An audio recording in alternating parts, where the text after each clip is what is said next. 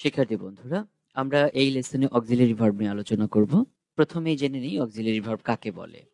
Auxiliary ভার্বগুলোকে মূলত helping verb বলা হয়। এখন প্রশ্ন হচ্ছে, এই কাকে এই অক্সিলারি ভার্বগুলো হেল্প করে? মূলত বাক্যে অর্থ প্রকাশের ক্ষেত্রে প্রিন্সিপাল ভার্বগুলোকে অক্সিলারি ভার্বগুলো সাহায্য করে। বিভিন্ন টেন্স অনুযায়ী প্রিন্সিপাল ভার্বগুলো অর্থ প্রকাশে এই হেল্পিং ভার্বগুলো সাহায্য নেয়।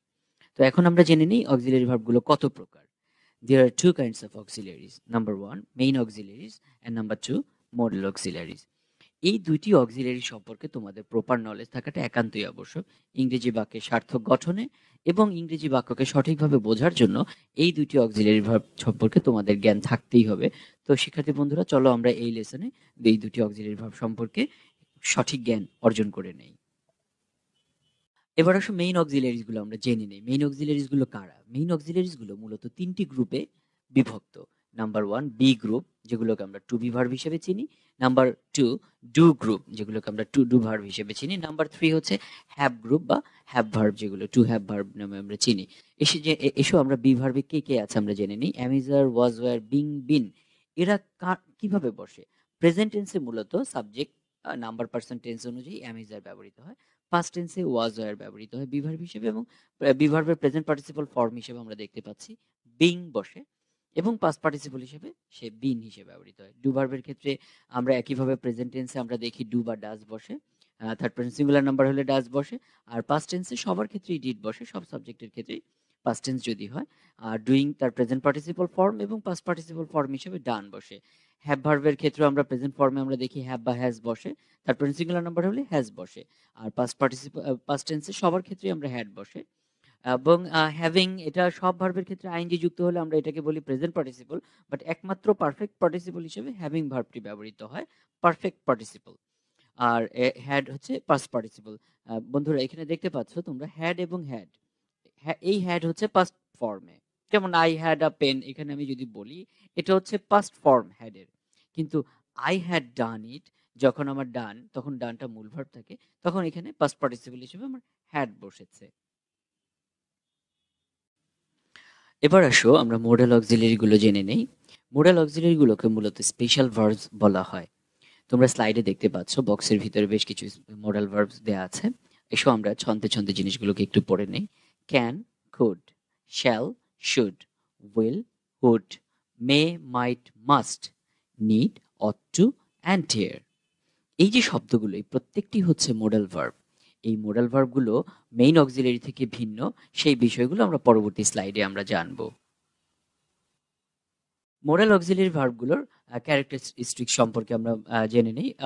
মেইন ক্যারেক্টারিস্টিক্সগুলো, প্রথমে আমরা যদি দেখি, দে আর নেভার ইউজড অ্যালোন, তারা কখনোই একা বসতে পারে না।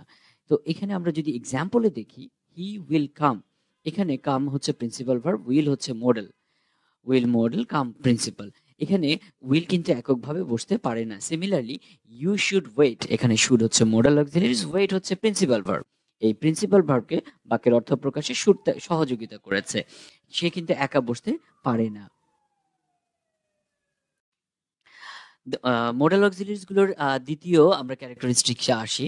দ্বিতীয় বৈশিষ্ট্যটা আমরা দেখতে পাচ্ছি যে মোডাল অক্সিলারিজ গুলো কখনোই তাদের রূপের পরিবর্তন ঘটায় না, সাবজেক্টের নাম্বার পার্সন সেখানে যাই হোক না কেন। এক্সাম্পলস গুলোতে যদি আমরা একটু লক্ষ্য করি, I can write, you can write, they can write, we can write, she can write. একটু এক্সাম্পল গুলোর সাবজেক্টের দিকে খেয়াল করো। I first person singular, you second person singular আর প্লুরাল দুইটাই, they third person plural, we first person plural, and she third person singular. প্রত্যেকটা ক্ষেত্রে দেখো সাবজেক্টগুলো ভিন্ন, বাট মোডাল ভার্বের কিন্তু কোনো পরিবর্তন আমরা দেখতে পাচ্ছি না। ক্যান সবার ক্ষেত্রে বসেছে, তার মানে সাবজেক্টের পার্সন এবং নাম্বার যাই হোক না কেন, অক্সিলারিজ গুলো কখনোই তাদের রূপের পরিবর্তন ঘটায় না। তোমরা এই মাত্র জানলে যে মোডাল অক্সিলারি গুলো তাদের রূপের কোনো পরিবর্তন ঘটায় না, কিন্তু মেইন অক্সিলারি বা প্রাইমারি অক্সিলারি যারা আছে, যেগুলো আমরা বি, ডু এবং হ্যাভ গ্রুপ হিসেবে আমরা চিহ্নিত করেছিলাম, তারা কিন্তু তাদের রূপের পরিবর্তন ঘটায় সাবজেক্টের নাম্বার পার্সন অনুযায়ী। তোমরা এক্সাম্পলস গুলোতে যদি লক্ষ্য করো সেটা প্রমাণ দেখতে পাবে। যেমন he is writing, they are writing, we are writing, I was writing, I do agree, he does agree, you do agree. এখানে দেখো তারপরে সিঙ্গুলার নাম্বার যখন হয়েছে, প্রাইমারি অক্সিলারি বা মেইন অক্সিলারি হিসেবে ইজ ব্যবহৃত হয়েছে প্রেজেন্ট টেন্সে। আবার যখন থার্ড পারসন প্লুরাল হলো তখন কিন্তু ভার্ব ইজ হিসেবে আর ব্যবহৃত না হয়ে আর হিসেবে ব্যবহৃত হলো, প্লুরাল ভার্ব। আবার যখন ফার্স্ট পারসন প্লুরাল হলো তখন কিন্তু প্রেজেন্ট টেন্সে আর ব্যবহৃত হলো।